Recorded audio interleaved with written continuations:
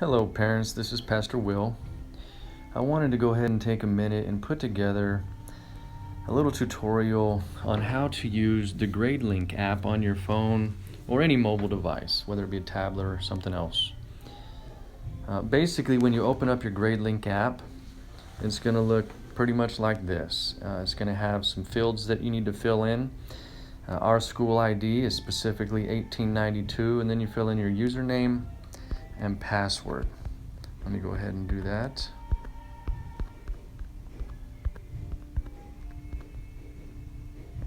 Select login.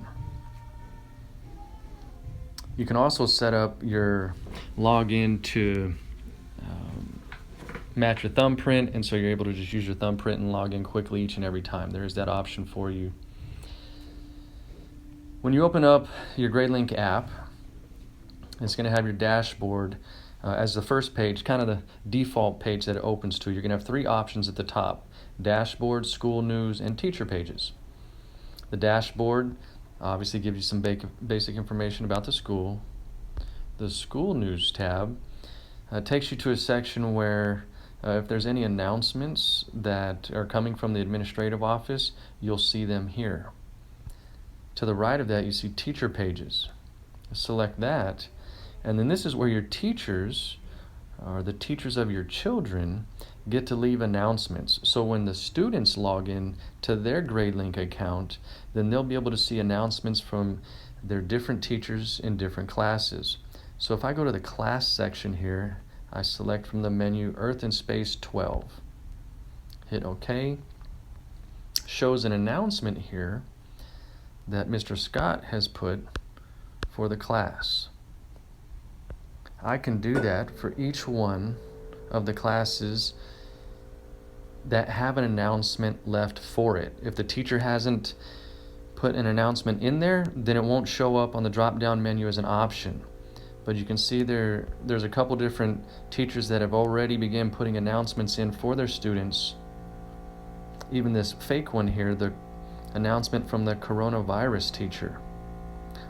That was a fake account I put together to test things out. So if I go to trigonometry and select that one, then you see there's an announcement in here to the 12th graders from Mr. Brian. He even posted a video of himself.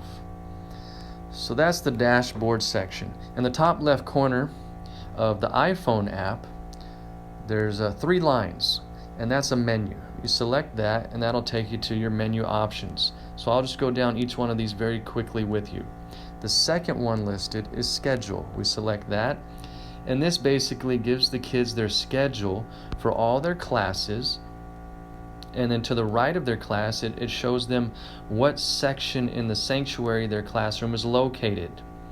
Those aren't people's grades. Those aren't your child's grades. So if you see that, don't start freaking out if you're not seeing the letters that you want.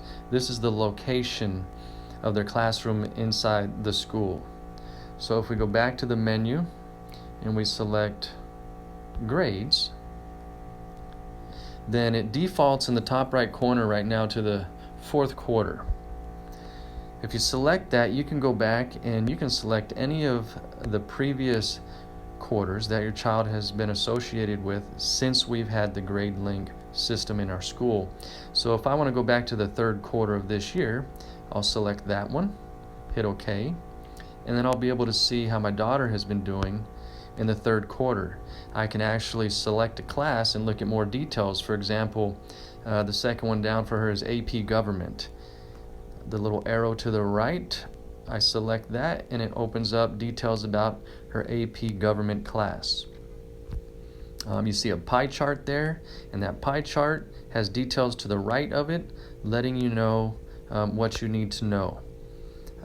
If I back out and go to a different class, like Earth and Space, again, another pie chart. You can see there's a lot less variables in that class, so there's only 3 colors in the pie chart.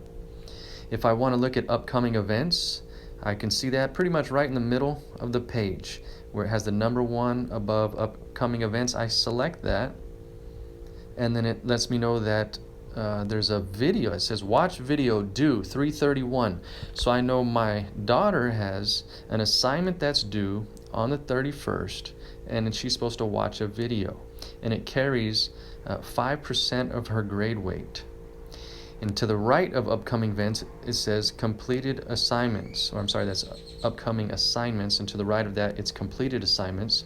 If I select that, it'll show the different completed assignments in her science class, the grade that's associated with that assignment, and how much weight that grade carried, or that particular assignment or quiz carried for her overall grade. If you notice in the top where it says Earth and Space Science, the top middle of the page, right below that, it says Mr. Croft, and it has a little envelope there. If I were to select that, that would automatically open up an email to send to the teacher. So it's an easy way to email the teachers even if you don't have their email address. It's a great tool. So if I back out of there and I go to my menu in the top left corner again, I can go down to the next option on the menu, which is attendance. And in here, in the top right corner, you can open up that menu and select the different classes that you want to look at and see what kind of attendance your child has. And same thing for the students. They can go through and see their own personal attendance. The next item on the menu is transcript. I'll select that one. So in the top right corner here, it says Semester 2, 2016-2017. If I select that, a drop-down menu opens up, and I'm able to select from different terms that are in her file. So if I want to go to Semester 1, 2016-17, I can select that. If I want to go to the second quarter of this school year, I select that, I hit OK, and it takes me there. I'm able to see her classes to the left, her grades that are associated with those classes right down the middle, and how many units she received as far as credit towards graduation. At the bottom of the page, it'll show you term units, term GPA, cumulative units earned, and cumulative GPA. So in this particular semester or term, she earned 4 units. Her GPA for this term was 4.13. To this point in high school, she's accumulated 29 units, and her cumulative GPA for all of high school to this point is 3.776. So you can keep up to date on all these details for your child, and they too obviously can see this on their end and keep up to date with their own status. The next option down is discipline. In this section, it will give you details on different write-ups that your child has in the system. It'll give you the date of the incident, what kind of incident it was, and then give you details about it when you open up. Fortunately, my daughter hasn't had any write-ups. She's done very good, and so I don't have an example to show you there. Kudos to her. I'll go back to the menu. And the next one down is billing. I won't select that one because it has to do with payment status and stuff, and we don't charge tuition to go to school here, so it's irrelevant for us. But the last one is the alerts tab. Select that one. Now this one can be a very important tool for both student and parent. So you have 3 different options at the top of this page: class alerts, daily attendance, and discipline. If I select class alerts, then it's going to open up for me different options that I can choose from. In the top left corner, it says class. Go straight to the right across the screen to that, and it says theater.